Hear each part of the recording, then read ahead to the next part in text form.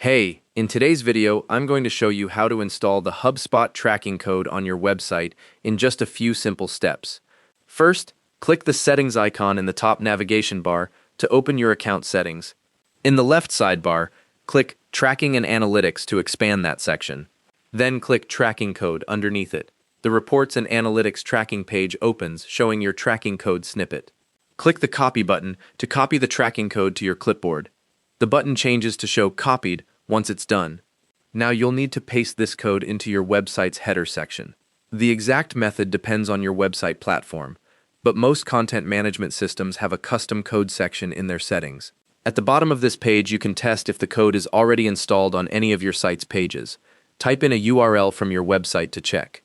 If the tracking code isn't installed yet, you'll see an error message saying that URL isn't valid or can't be tracked. Once you've added the code to your site's header and published those changes, come back here and test the URL again to confirm it's working. The tracking code needs to be added to every page you want to track, so place it in a global header section that appears across your entire site, not just on individual pages.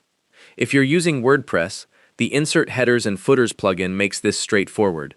Paste the code into the header section and save. For other platforms like Squarespace or Wix, look for the custom code or site header settings in your site settings. After installing the code, it can take up to 4 hours for data to start appearing in your HubSpot analytics. And that's how to install the HubSpot tracking code on your website. Thanks for watching. Hope this helped.